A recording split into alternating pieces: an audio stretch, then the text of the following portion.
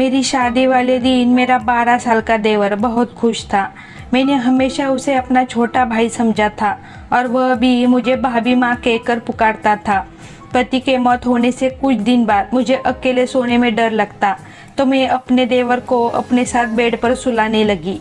सर्दियों की रातें थी और एक बिस्तर में मुझे देवर के साथ सोना बहुत अजीब सा लगता था। देवर मुझसे काफ़ी छोटा था। वो 12 साल की उम्र में भी 18 साल का जवान लड़का लगता था। पति के मौत के बाद मैंने बहुत मुश्किल से ही गुजारा किया था, लेकिन कब तक मैं इस तरह गुजारा करती। उस रात सोचा कि एक बार देवर को आजमा के देखती हूँ। आधी रात हुई तो देवर को हिलाकर देखा तो वह गहरी नींद में था, लेकिन वह हाथ लगाते ही मेरी आंखें हैरत से फटी की फटी रह गई, क्योंकि मेरा देवर का 7 इंच 2 दिन पहले ही मेरा पति इस दुनिया से चला गया था। मेरे घर में मेरे सास ससुर और नंदे भी नहीं थी। मेरे पति का इस दुनिया में अपने छोटे भाई के अलावा और कोई नहीं था। समीर की उम्र 12 साल की थी। वह मुझसे छोटा था। जिंदगी में मैंने कभी उसे छोटे भाई से ज़्यादा कुछ नहीं समझा था। मेरा देवर 12 साल का था। मैंने उसे हमेशा ही बच्चों की तरह समझा था। जब मेरी शादी हुई थी तो वह मेरी शादी वाले दिन ही बहुत खुश था। कहता था कि मुझे नई माँ मिल गई है, लेकिन मेरी माँ मुझे यही समझाती रहती थी, बेटा तुम्हारा देवर तुम्हारा बेटा नहीं है, इससे फासले पर रहना। थोड़े अरसे के बाद वह बड़ा हो जाएगा, फिर उसका और तुम्हारा पर्दा लाजिम होगा। इसलिए तुम अभी से इसे आदत डालो कि वह तुम्हारे कमरे में बिना रोक टोक ना आया करे। मैंने बहुत बार देखा है कि तुम्हारा देवर बिना वजह मुंह उठाए तुम्हारे कमरे में आता जाता है। बेटी तुम्हें ऐसा नहीं करना चाहिए। तुम एक शादीशुदा लड़की हो। तुम्हें अपनी पति की भी परवाह करनी है और अपने घर वालों की भी। मैं अपनी माँ की बातें सुनती तो मुझे ऐसा लगता समीर के बारे में मेरी माँ बहुत बुरा सोचती है, इसलिए मैं उनके बातों पर खपा होती थी। लेकिन जब आज मैं बेसहारा हो गई, मेरा पति इस दुनिया से चला गया था, तो मेरे आंखों में आंसू बह रहे थे। मैं सोच भी नहीं सकती थी कि वह मुझे अपने 12 साल के भाई के ऊपर छोड़कर इस दुनिया से चला जाएगा। मेरी ज़िंदगी मुश्किल में पड़ गई थी। रो रो कर मेरा बुरा हाल था। रात के 12 बज गए थे। मेरा देवर समीर अभी तक घर नहीं आया था। वह शायद अपने भाई के रिश्तेदारों के साथ मशरूफ था। मेरा दिल मुतमईन इसी हवाले से था कि चलो वह घर नहीं आता तो ज़्यादा अच्छी बात है, क्योंकि अगर वह घर आ गया तो मुझे भी गैर महसूस होगा। मुझे रह रह कर अपनी माँ की बातें याद आ रही थी, लेकिन इस लम्हे घर के दरवाजे पर दस्तक हुई। मेरा दिल उछलकर हलक में आ गया। मैंने सोचा कि पता नहीं कौन होगा, मगर बाहर से समीर की आवाज़ आई, भाभी दरवाज़ा खोले, मैं हूँ। मैंने डरते डरते ही दरवाज़ा खोला था। आज तो मुझे यह घर जंगल जैसे मालूम हो रहा था। समीर मुझे छोटा सा भेड़िया लग रहा था। पता नहीं क्यों मैं उसके बारे में इतना बुरा सोचने लगी थी। भाभी अपने खाना खाया? उसने मुझे मासूमियत से पूछा।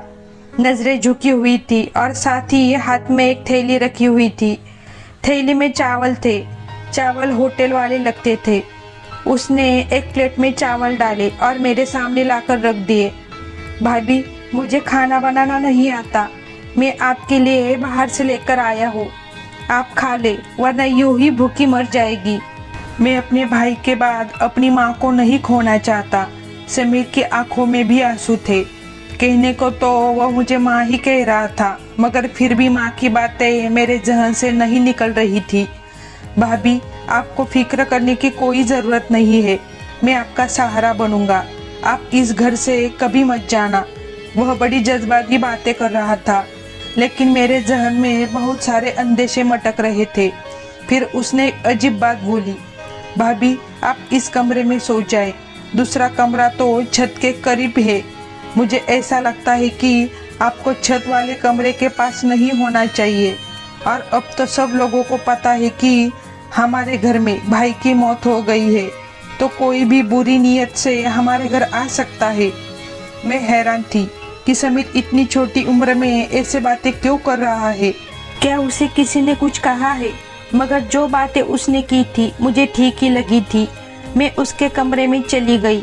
समीर का कमरा दूसरी तरफ था, जबकि मैं और मेरा पति छत के करीब वाले कमरे में रहते थे। मुझे बहुत अजीब लग रहा था। आज पहली बार मैं अपने कमरे के अलावा दूसरे के कमरे में आई थी, मगर जो कुछ मैंने अपने देवर के कमरे में देखा, मेरी तो आंखें फटी की फटी रह गई थी। कमरे का दरवाज़ा बंद करते ही मेरी नज़र ऐसी चीज़ पर पड़ी थी जिसने मेरे होश उड़ा दिए थे। वैसे तो वह 12 साल का बच्चा ही लगता था, लेकिन मेरी माँ की बात सही थी। समीर जो कुछ कह रहा था वह एक बड़ा और एक समझदार आदमी ही कर सकता है। समीर के कमरे में मैं अपना जेवर देखकर मेरा दिल खोल उठा था।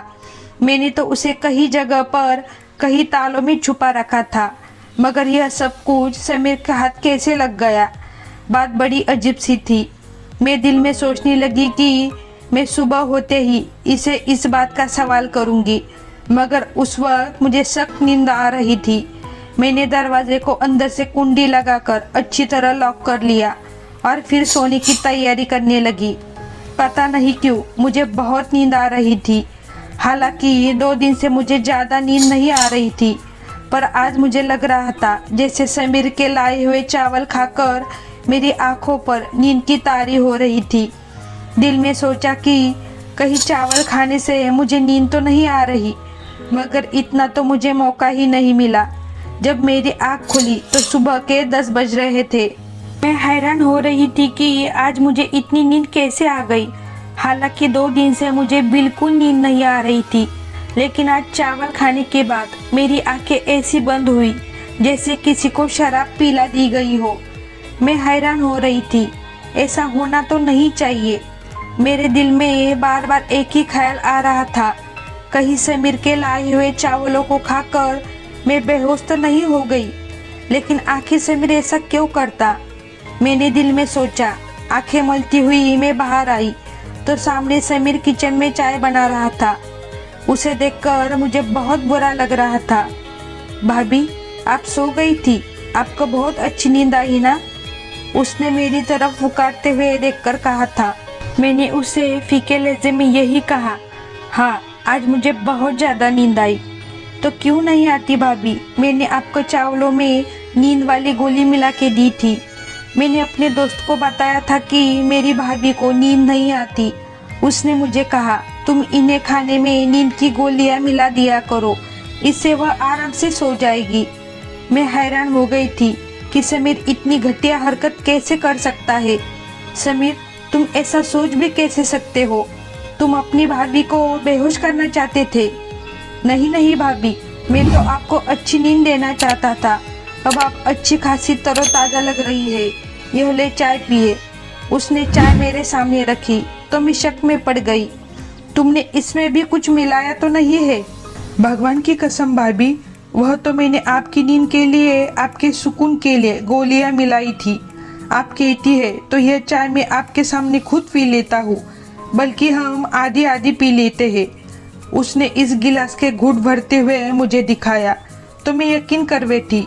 मैंने कहा कि ठीक है, मुझे माफ़ कर दो, मैं तुम्हारे बारे में शक्की हो जाती हूँ। मैं समीर का चेहरा देखती तो उसकी मासूमियत पर मुझे यकीन आ जाता था, क्योंकि वाकई उसके चेहरे पर बहुत ज़्यादा मासूमियत और शराफत थी। मैंने आज उसे कुछ नहीं कहा था। जानना चाहती थी कि वह आगे खुद से क्या कहेगा, क्योंकि जो कुछ मैं उसके कमरे में देख आई थी उसकी तो कोई माफ़ी नहीं थी। थोड़ी देर बाद उसने खुद ही मुँह खोल लिया। भाभी, मैं आपके जेवर बेचना चाहता हूँ। मेरा एक बहुत ही जानने वाला और ईमानदार अंकल है। वह हमारे जेवर बेचकर हमें बहुत सारे पैसे देंगे। हम उन पैसों से मकान खरीद लेंगे। इस किराए के मकान में हम कब तक रहेंगे? मालिक मकान तो परसों किराया लेने आ जाएगा। हमारे पास तो पैसे ही नहीं है। समीर की बात सुनकर मैं हैरान हो गई थी। अभी तक ऐसा तो मैंने सोचा भी नहीं था, फिर वह कैसे सोच सकता था? बात बड़ी अजीब थी। मैंने कहा, समीर, तुम्हें यह ख्याल कैसे आया कि हम एक नया घर बनाएं? भाभी, मुझे आगे शादी भी करनी है। हमें सारी जिंदगी एक साथ रहना है। हमारे पास एक नया घर होना चाहिए और किराए के घरों में तो सिर्फ इंसान जलील और रुस्वा होता है। समीर की बात ठीक थी, इसलिए मैंने उसे जेवर वाले मामले में कुछ नहीं कहा। लेकिन मुझे डर था कि वह जेवर बेचकर हमारे पास अगर पैसे ना आए तो क्या होगा। मैं एक बेवा औरत थी, मेरा देवर 12 साल का था, तो ऐसे में कोई भी हमें आसानी से धोखा दे सकता था। मैंने सोचा कि इस बारे में मैं किसी से मशवरा कर लूं। मैं अपने मायके वाले से कहती हूँ, वह मेरी मदद जरूर करेंगे। समीर तो छोटा बच्चा था, जबकि इस बात पर मुझे अभी तक गुस्सा था कि उसने मेरे कमरे से आखिर इतने ताले तोड़कर वह जेवर निकाला कैसे, जबकि ताला टूटे हुए भी नहीं थे। इस जेवर के बारे में मैंने समीर को बताया भी नहीं था। मुझे अब समीर पर गुस्सा आ रहा था, लेकिन वो जो भी करता आखिर में उसकी ऐसी हताहत करता कि मैं मुतमईन हो जाती। मैंने अपने मायके वालों से कहा कि मुझे यह जेवर बेचकर घर खरीदना है। उन्होंने मुझसे कहा, नहीं, घर लेने की जरूरत नहीं है, तुम अब बेवा हो चुकी हो, तुम्हें अब हमारे घर आना होगा। पर मैं उनके घर नहीं जा सकती थी। मैं जानती थी कि मेरे भाई अपनी बीवियों के गुलाम हैं। वह अपनी बेवा बहन को कभी भी सहारा नहीं देंगे। जिंदगी भर इंसान उनके सहारे तो नहीं रह सकता। अभी अच्छा मौका था, मैं अपना जेवर बेचकर एक घर खरीद सकती थी। मेरे पति ने अपनी जिंदगी में मेरे लिए काफी सारा जेवर बनाया था, मगर अपने भाइयों की नीयत देखकर मैंने वह जेवर देने का इरादा तय कर दिया।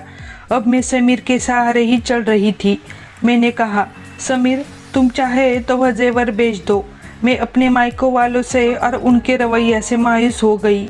समीर ने अपनी उन्हीं अंकुल को वह जेवर जाकर दे दिया और 2 दिन के बाद हमें एक बहुत मुनासिब जगह पर घर ढूंढकर घर की चाबी और घर के कागजात उन्होंने समीर के हवाले कर दिए। मैं तो इस सारे अमल पर हैरान रह गई कि 2 दिन में इतनी जल्दी यह घर हमें कैसे मिल सकता है, जबकि लोग को काफ़ी सारा काम भी करना पड़ता है। घर का इंतकाल, घर के कागजात, बहुत सारी ऐसी चीज़ें होती है जिन पर इंसान को मेहनत करनी पड़ती है, वक्त लगाना पड़ता है। जब समीर ने कागजात लाकर मेरे हाथ में रखे तो मैं हैरान रह गई थी। वह था तो 12 साल का, मगर उसकी सोच बड़ों वाली थी। फिर उसने एक अजीब सी बात कही। कहने लगा कि भाभी, हम सारा घर साफ कर लेंगे, तो आपसे ज़रूरी बात करनी है। आज समीर की आंखें तो अजीब सी लग रही थी। उसकी नज़रों में कोई अजीब सी बेचैनी थी, जिसे देखकर मैं समझ नहीं पा रही थी कि वह मुझसे क्या कहना चाहता है। उस वक्त मैं जल्दी में थी। हमने घर में सारा सामान भर दिया था। अब हमें आगे की फिक्र थी कि हमारा खाना पीना और राशन कहाँ से होगा, जबकि मैंने तो कभी ज़िंदगी में बाहर जाकर कोई नौकरी भी नहीं की थी। फिर समीर यह क्यों कह रहा था कि उसे मुझे कोई ज़रूरी बात करनी है। पता नहीं उसे मुझे क्या बात करनी होगी। मेरे जहन में बहुत सारे सवाल थे, पर मैं फ़िलहाल चुप रहना चाहती थी। शाम को मैंने सारा सामान अपनी जगह पर रख दिया था। वैसे भी हमारा सामान कम ही था, ज़्यादा माल और दौलत तो नहीं थी जिसे हम लिए फिरते। मैंने सारा काम करने के बाद अच्छा सा खाना बनाया। मैं समीर का इंतज़ार कर रही थी, क्योंकि वह इस घर का हिस्सा था और मैं नहीं चाहती थी कि वह बाहर जाकर गंदा खाना खाए। मैंने उसके लिए खाना बहुत मेहनत से बनाया था, बिल्कुल वैसे ही जैसे अपने पति के पसंद से पहले बनाया करती थी। हर किस्म के लाड प्यार और नखरे उठाती थी। बहुत सारा खाना बनाने के बाद मैंने टेबल पर रख दिया और समीर के आने का इंतज़ार करने लगी, मगर आज वह घर नहीं आया। मुझे बहुत अजीब सा लगा। उसे इस वक्त घर होना चाहिए था, जबकि रात के 10 बज गए थे। भाई के मौत से पहले तो वह शाम को तकरीबन 5 बजे घर आ जाता था और उसके बाद कभी घर से बाहर नहीं निकलता। हम लोग जब बाहर आइसक्रीम खाने जाते तो वह हमारे साथ ज़रूर जाता, लेकिन अकेला तो कभी घर से बाहर नहीं गया। मुझे डर लग रहा था। मैं उसका इंतज़ार करने लगी, यहाँ तक कि रात के 12 बज गए। 12 बजे उसने दरवाजे पर दस्तक दी। मैंने गुस्से से दरवाज़ा खोला, उस पर बरस पड़ी। कहाँ रह गए थे तुम समीर? तुम्हें शर्म नहीं आती? मैं तुम्हारी बेवा भाभी तुम्हारा इंतज़ार कर रही थी। मैंने तुम्हारे लिए खाना बनाया और तुम हो कि अपने भाई के जाते ही आवारागर्दियाँ करने लगे। आखिर ऐसी कौन सी बात है जो तुम घर में नहीं कर सकते? तुम्हें बाहर जाना पड़ता है। तुम्हारे दोस्त को इधर ही बुला लिया करो। भाभी, मैं ऐसा नहीं कर सकता। उसने नज़र उठाकर मुझे ऐसे गुस्से से देखा कि मैं डर गई थी, मगर वह तो एक बच्चा ही था। मैंने दिल में सोचा, मैं इसे डरा धमका तो सकती हूँ। मैं यही ख्याल करके उससे बात कर रही थी कि वह मुझ पर चिल्ला उठा, भाभी बस कर दे, मुझे अब आपकी कोई बात नहीं सुननी, और जो आपने खाना पकाया है वह आप खुद खा ले। यह कहकर वह अपने कमरे की तरफ चल गया। उस वक्त वह किसी 40 साल की मर्द की तरह गुस्सा कर रहा था। मुझे इस पर बहुत अफसोस हो रहा था। वह गुस्से में था, कोई बात उसके पीछे ज़रूर होगी। मैंने यही सोचकर उसके कमरे में जाकर दस्तक दी। उसने दरवाज़ा खोला, मुझे अजीब सी नज़रों से देखकर बोला, एक बात कहूँ भाभी, आप मुझसे शादी कर ले वरना आप काफिर हो जाएगी। उसकी बात सुनकर मेरी आंखें फटी की फटी रह गई थी। तुम ऐसा सोच भी कैसे सकते हो कि मैं तुमसे शादी करूँगी?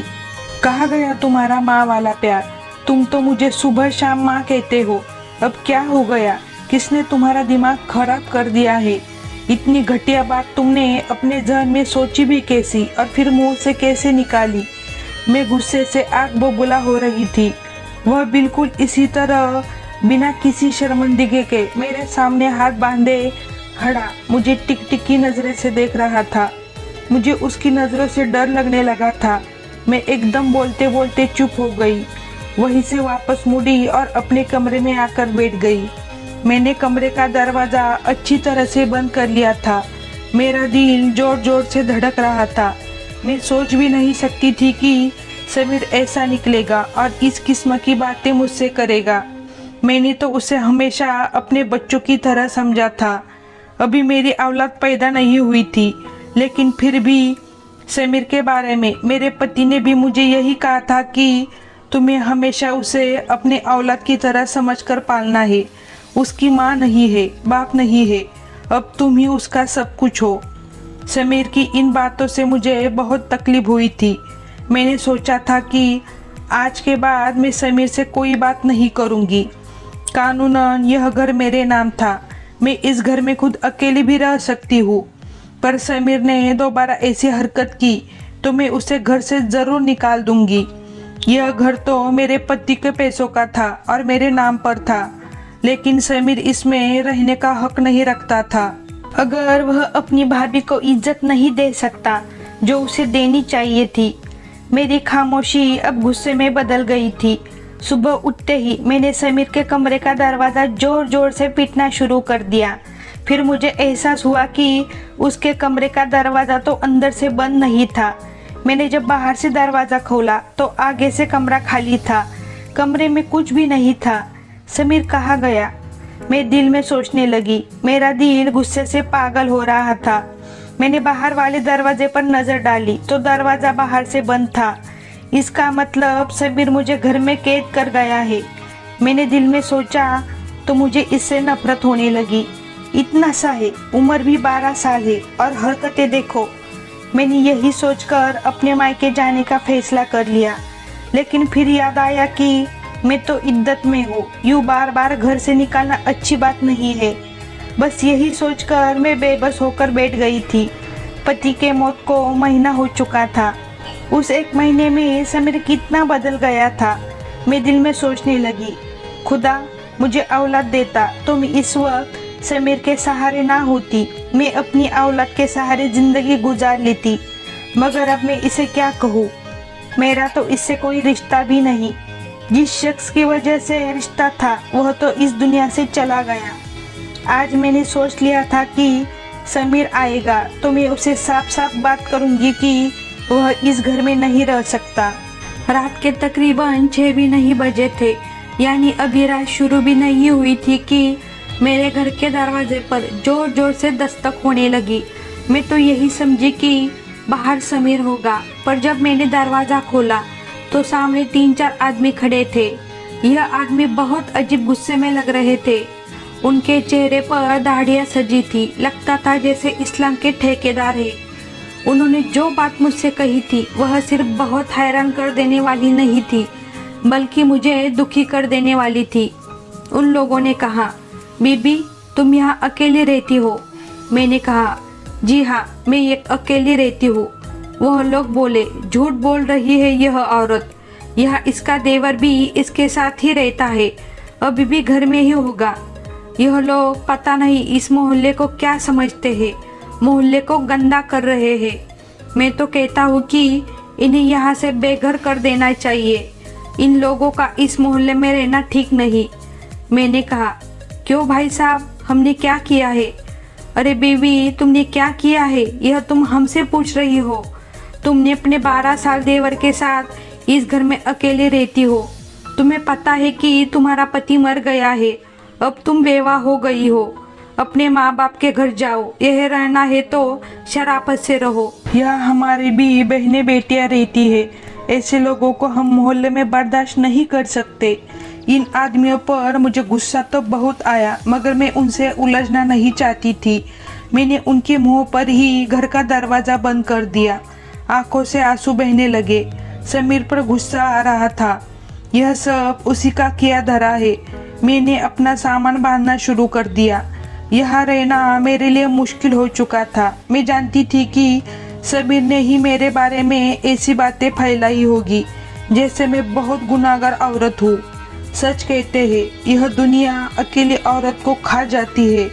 भगवान सबकी इज्जत को हिफाजत में रखे।